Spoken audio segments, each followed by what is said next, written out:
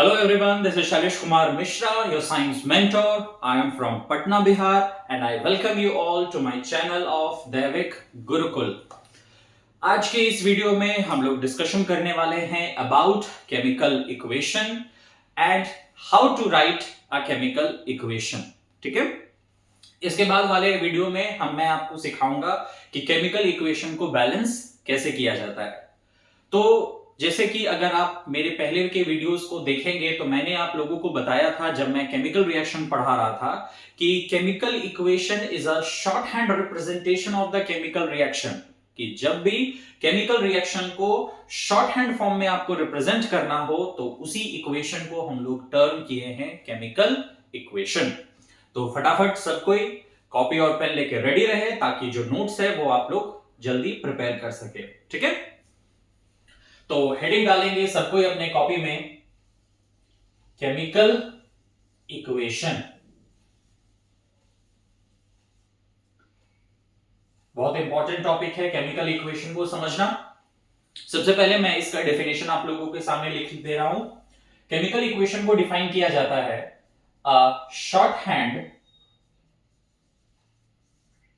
Representation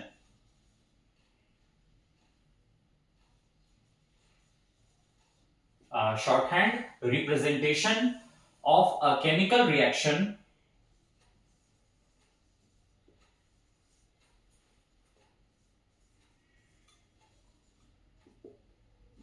in terms of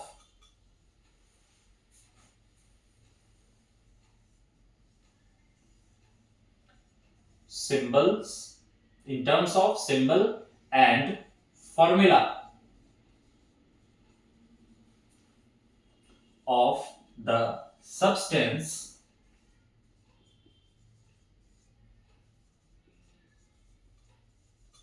involved in the reaction, involved in the chemical reaction कर लीजिएगा. involved in the chemical reaction is called chemical equation. Definition मैंने आप लोगों के सामने लिख दिया.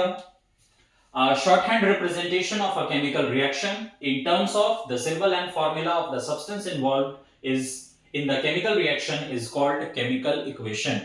मतलब जो केमिकल रिएक्शन को शॉर्ट फॉर्म में आप रिप्रेजेंट कर रहे हैं, कैसे रिप्रेजेंट करिएगा, उस रिएक्शन में जितने भी रिएक्टेंट या प्रोडक्ट है उनको सिंबल या फॉर्मूला से डिनोट करिए. इसी इक्वेशन को हम लोगों ने नाम दिया है केमिकल इक्वेशन. ठीक है, एक एग्जांपल से समझते हैं. जैसे एक रिएक्शन का एग्जांपल है हमारे पास कि barium chloride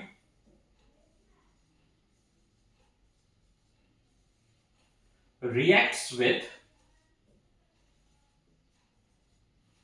sodium sulfate to give white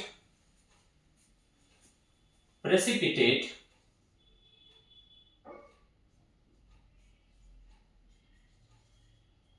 of barium sulfate and sodium chloride. Sodium chloride यहां पे एक्वस फॉर्म में रहेगा. ठीक है, और बेरियम सल्फेट आपका प्रेसिपिटेट बनेगा. प्रेसिपिटेट का कलर क्या बनेगा, व्हाइट कलर का प्रेसिपिटेट बनेगा. ठीक है, ये हमारे सामने एक रिएक्शन है. अब अगर जितने भी केमिकल रिएक्शंस है इनको अगर आप इस फॉर्म में लिखेंगे तो आपको बहुत ज्यादा टाइम लगेगा, स्पेस लगेगा और काफी डिफिकल्ट एंड इनकन्वीनियंट होता है केमिकल रिएक्शन को इतने लंबे में लिखने का. ठीक है, इंस्टेड क्या किया जाए, इस रिएक्शन में सबसे पहले हम लोग क्या करेंगे कि जो रिएक्टेंट और प्रोडक्ट है उसको आइडेंटिफाई करते हैं. रिएक्टेंट क्या है हमारा, बेरियम क्लोराइड और सोडियम सल्फेट, ये हमारा रिएक्टेंट हो गया. बेरियम क्लोराइड जो है ये हमारा रिएक्टेंट है एंड सोडियम सल्फेट भी हमारा रिएक्टेंट है. और प्रोडक्ट क्या है हमारा, barium sulphate and sodium chloride, ये हमारा प्रोडक्ट हो गया. ठीक है, तो सबसे पहले क्या करेंगे कि रिएक्टेंट और प्रोडक्ट को जो है वो जिस वर्ड्स में जो लिखा हुआ है उसी तरीके से आप एक इक्वेशन बना के इसको रिप्रेजेंट करिए। Barium chloride plus sodium sulphate gives barium sulfate plus sodium chloride. ये है हमारे सामने रिएक्शन हो गया कि हम लोगों ने बेरियम क्लोराइड और सोडियम सल्फेट जो हमारा रिएक्टेंट है उसको हम लोगों ने लेफ्ट साइड में लिखा, बेरियम सल्फेट और सोडियम क्लोराइड जो हमारा प्रोडक्ट है उसको राइट हैंड साइड में हम लोगों ने लिखा, और रिएक्टेंट और प्रोडक्ट दोनों एक से ज्यादा है इसीलिए हम लोगों ने उसके बीच में एक प्लस साइन का इंट्रोडक्शन किया। अब इस इक्वेशन में हम लोगों ने एक एरो को प्लेस किया है यहाँ पे रिएक्टेंट और प्रोडक्ट के बीच में, और ये एरो प्रोडक्ट की तरफ फेस करता है। ठीक है, इस तरह का जो इक्वेशन हम लोग लिखते हैं इस इक्वेशन को हम लोग कहते हैं worded chemical equation. Worded chemical equation इनको कहा जाता है। तो what is worded chemical equation, आप अलग से इसको नोट्स में भी लिख सकते हैं। तो वर्डेड केमिकल इक्वेशन को क्या डिफाइन करते हैं, एक ऐसा केमिकल इक्वेशन जिसमें रिएक्टेंट और प्रोडक्ट्स इक्वेशन में किस फॉर्म में लिखा हुआ है, वर्ड्स के फॉर्म में। So a chemical equation in which the reactant and product are expressed in the form of words is called worded chemical equation. तो आप इस डेफिनेशन को अलग से नोट करके भी बना सकते हो। अगेन, अब इस तरह की इक्वेशंस को लिखने में बार बार इनका पूरे नाम को लिखने में हमको बहुत ज्यादा टाइम लगेगा, स्पेस भी काफी ये एक्वायर करता है, and it is difficult and inconvenient to write it. Okay, तो अब क्या करते हैं हम लोग इसको और शॉर्ट बनाने का कोशिश करते हैं। कैसे, ये जो रिएक्टेंट और प्रोडक्ट है, जैसे मैंने आप लोगों को डेफिनेशन में लिखवाया कि रिएक्टेंट और प्रोडक्ट को सिंबल और फॉर्मूला से रिप्रेजेंट किया जाता है, तो इसको भी हम लोग क्या करते हैं सिंबल और फॉर्मूला से रिप्रेजेंट करके देखते हैं। तो यहाँ पे सब आपका कंपाउंड है तो ये फॉर्मूला से ही रिप्रेजेंट होगा। बेरियम क्लोराइड का फॉर्मूला BaCl2, सोडियम सल्फेट का फॉर्मूला Na2SO4, एरो दे देंगे barium sulphate BaSO4 plus sodium chloride NaCl। तो पहले वाले से और शॉर्ट हो गया हमारा ये इक्वेशन। इस इक्वेशन को कहा जाता है स्केलेटल केमिकल इक्वेशन। क्यों इसको स्केलेटल केमिकल इक्वेशन कहा गया, क्योंकि ये बैलेंस्ड नहीं है। अभी आप देख पा रहे होंगे कि यहाँ पे सोडियम का 2 एटम है, यहाँ पे एक ही है, क्लोरीन का भी यहाँ पे 2 एटम है, यहाँ पे एक ही है। तो according to law of conservation of mass हमको इस रिएक्शन को क्या करना होगा, बैलेंस करना होगा। तो बैलेंस करने के बाद ये रिएक्शन होगा BaCl2 plus Na2SO4 gives BaSO4 plus 2NaCl। अब ये जो इक्वेशन हमारे सामने तैयार हुआ है इस केमिकल इक्वेशन को हम लोग कहते हैं बैलेंस्ड केमिकल इक्वेशन। ठीक है, बैलेंस्ड केमिकल इक्वेशन। तो जब भी केमिस्ट्री में हम लोग केमिकल इक्वेशन को लिखते हैं हमेशा we always write a balanced chemical equation, क्योंकि अगर हम लोग बैलेंस्ड केमिकल इक्वेशन नहीं लिखेंगे तो लॉ ऑफ कंजर्वेशन ऑफ मास को डिसओबे करेंगे।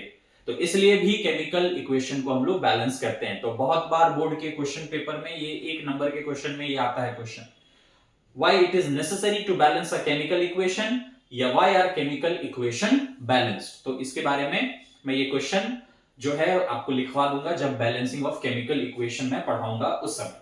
तो यहाँ पे हम लोग फिलहाल अभी नोट करके एक पॉइंट लिख देता है हम कि the chemical equation is balanced,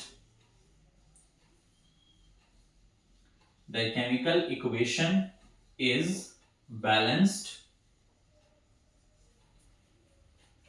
to obey the law of conservation of mass. तो केमिकल इक्वेशन को हम लोग इसीलिए बैलेंस करते हैं ताकि लॉ ऑफ कंजर्वेशन ऑफ मास को क्या कर सके, ओबे कर सके। ठीक है, तो मैं साइड हो जा रहा हूं, वीडियो को पॉज करके आप इस पूरे नोट्स को कॉपी कर लीजिए। जो नेक्स्ट टॉपिक है हमारा वो है how do we write a chemical equation, मतलब केमिकल इक्वेशन जो है उसको लिखने का क्या रूल्स है या आप उसको किस तरीके से लिख सकते हैं। ठीक है, तो आप फिलहाल इसको नोट डाउन कर लीजिए और अब हम लोग इसी में नेक्स्ट टॉपिक पढ़ेंगे कि how do we write chemical equation. Chemical equation को कैसे लिखा जाता है।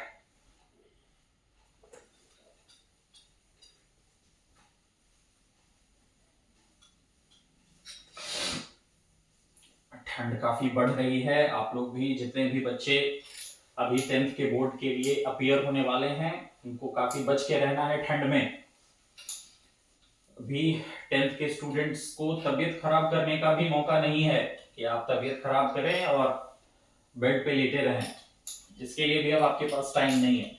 Only you have near about 30 to 35 days for your board exam.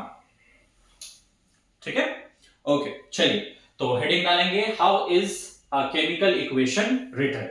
तो सबको ये अपने कॉपी में हेडिंग डालेंगे how is a chemical equation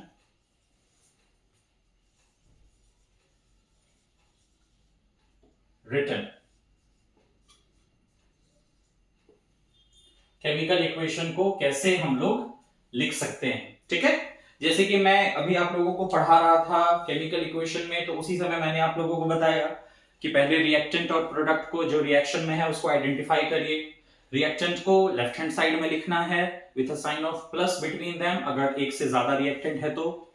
उसी तरीके से अगर प्रोडक्ट भी एक से ज्यादा है तो उसको राइट हैंड साइड में लिखिए with a sign of plus between them. और जो रिएक्टेंट और प्रोडक्ट है उसको एरो से सेपरेट करते हैं हम लोग, जो एरो किसके तरफ फेस करता है, प्रोडक्ट के तरफ फेस करता है। ठीक है, तो सबसे पहला स्टेप क्या है, the reactant and the product of a chemical reaction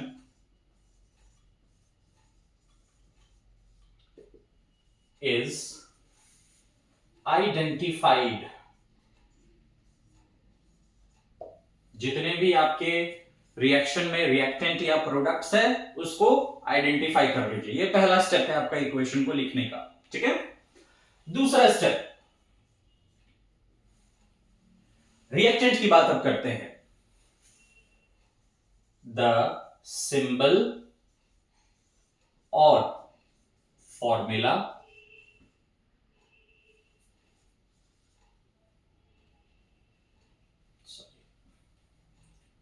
the symbol or formula of the reactant is written on the left hand side with a sign of plus between them। तो दूसरा step क्या हुआ हमारा कि जितने भी reactant हैं उसके सिंबल या फॉर्मूला को आप क्या करिए, लेफ्ट हैंड साइड लिखिए। अगर कंपाउंड है तो फॉर्मूला से डिनोट करेंगे और अगर एलिमेंट है तो उसको सिंबल से रिप्रेजेंट करेंगे आप। ठीक है, उसको लेफ्ट हैंड साइड लिखेंगे। लेफ्ट साइड अपना याद रखिएगा, हमेशा रिएक्टेंट को लेफ्ट साइड में लिखा जाता है। और अगर रिएक्टेंट एक से ज्यादा है तो उसके बीच में हम लोग प्लस साइन को इंट्रोड्यूस करते हैं। सेम इसी तरह का थर्ड स्टेप आएगा, रिएक्टेंट की जगह अब हम लोग किसके लिए मेंशन करेंगे, प्रोडक्ट के लिए। So the symbol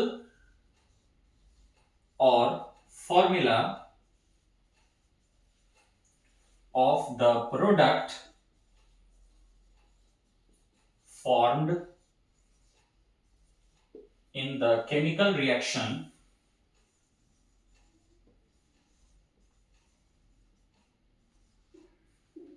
is written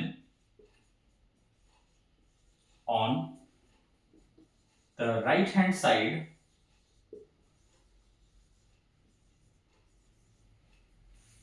with a sign of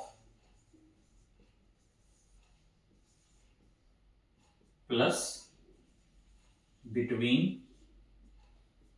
them।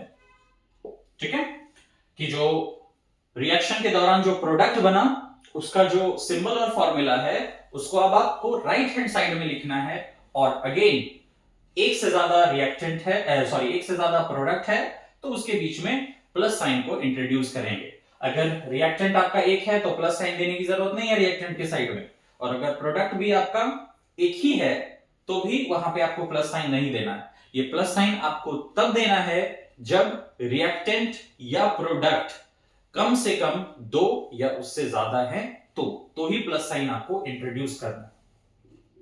अब फोर्थ पॉइंट, रिएक्टेंट को हम लोगों ने लेफ्ट साइड लिख दिया, प्रोडक्ट को हम लोगों ने राइट साइड लिख दिया। अब क्या, उनके बीच में एक एरो प्लेस करते हैं। ठीक है, N arrow is placed between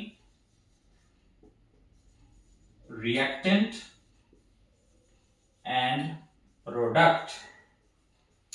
reactant और प्रोडक्ट के बीच में एक एरो प्लेस करते हैं हम लोग। वो एरो आपका ये भी हो सकता है या वो एरो आपका ये भी हो सकता है। ठीक है, दोनों में से कोई भी एरो आप दे सकते हैं। So an arrow is placed between reactant and product which is facing towards product।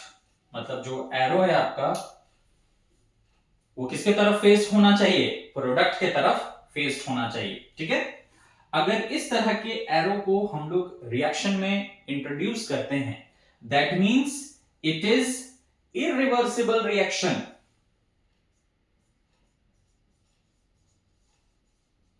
Irreversible reaction, अगर ये एरो को प्लेस किया जाता है आपके केमिकल रिएक्शन में तो वो इरिवर्सिबल रिएक्शन है, ये इरिवर्सिबल इक्वेशन है। मींस प्रोडक्ट जो बना उससे वापस आपको रिएक्टेंट नहीं मिलेगा। और अगर इस तरह के एरो को डिनोट किया जा रहा है that means it is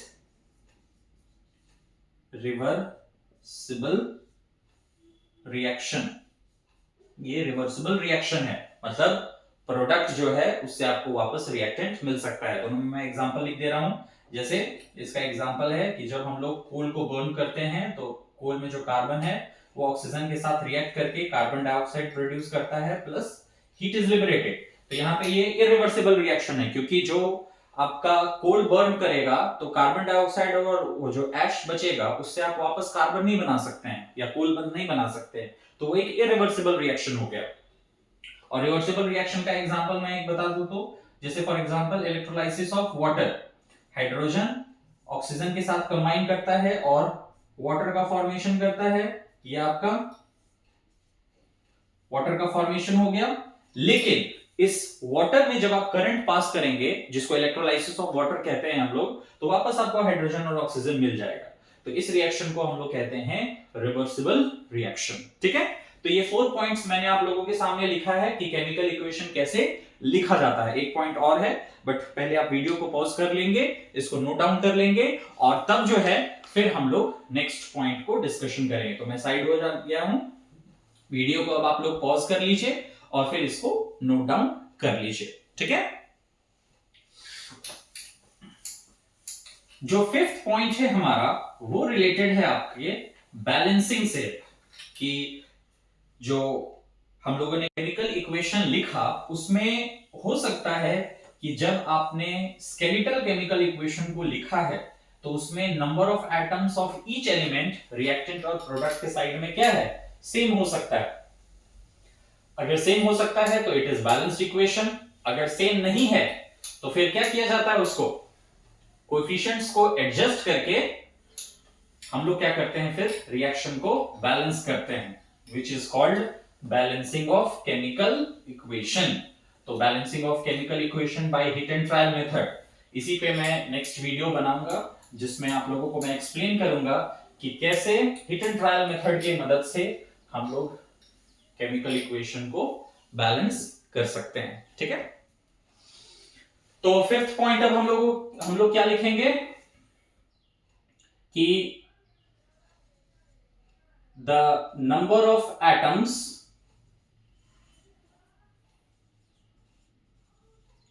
of each element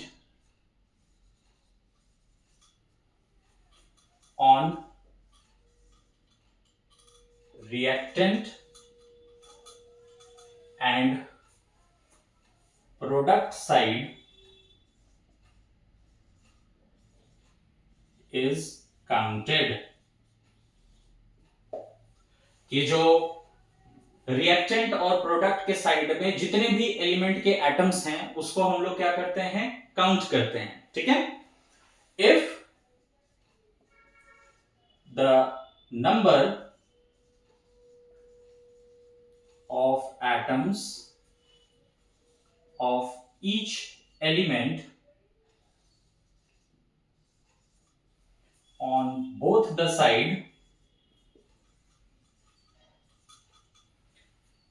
sides, that is reactant and product, are equal, then it is called balanced chemical equation। ठीक है, क्या मैंने लिखा कि जो फिफ्थ पॉइंट है हमारा वो क्या है कि जो रिएक्टेंट और प्रोडक्ट के साइड में जितने भी एलिमेंट्स हैं उनके एटम्स को आप काउंट करिए।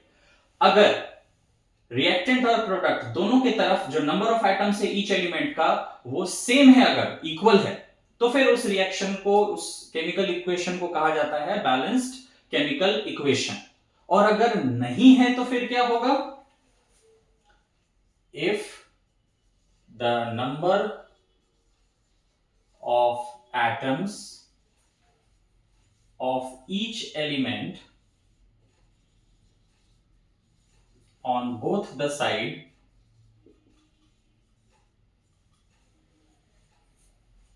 that is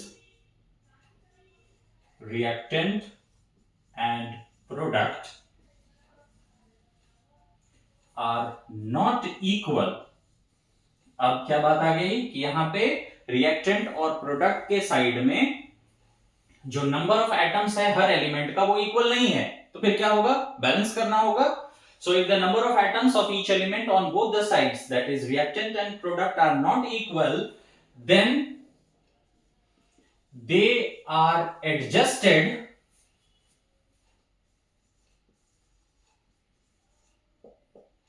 by adding coefficients before symbol or formula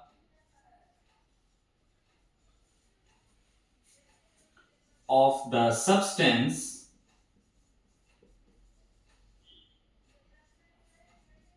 to make it equal on both the sides। तो अगर किसी भी एलिमेंट का रिएक्टेंट और प्रोडक्ट के साइड में नंबर ऑफ एटम्स इक्वल नहीं है तो हम लोग क्या करते हैं, जिस सब्सटेंस के मतलब किसी भी सब्सटेंस के सिंबल या फॉर्मूला के आगे जो कोएफिशिएंट है, मींस जो नंबर है, उसको एडजस्ट करके हम लोग नंबर ऑफ एटम्स को क्या करते हैं, दोनों तरफ इक्वल करते हैं। इसी को कहते हैं हम लोग, this is called balancing of chemical equation. तो इसी तरीके से हम लोग क्या करते हैं, केमिकल इक्वेशन को बैलेंस करते हैं। जो कोएफिशिएंट्स हम लोग ऐड करके दोनों तरफ, रिएक्टेंट और प्रोडक्ट के दोनों तरफ जो नंबर ऑफ एटम्स को सेम किया जाता है, इसी को हम लोग कहते हैं बैलेंसिंग ऑफ केमिकल इक्वेशन। तो अभी तक हमने आपको इस वीडियो में बताया कि केमिकल इक्वेशन क्या होता है, कैसे केमिकल इक्वेशन को लिखना है, जिसके रूल्स भी मैंने आपको बता दिया। फिर केमिकल इक्वेशन बताते समय मैंने आपको बताया कि वर्डेड केमिकल इक्वेशन क्या होता है, स्केलेटल केमिकल इक्वेशन क्या होता है एंड बैलेंस्ड केमिकल इक्वेशन क्या होता है। फिर मैंने आपको यह भी बताया कि केमिकल इक्वेशन को क्यों बैलेंस करते हैं, because to obey the law of conservation of mass.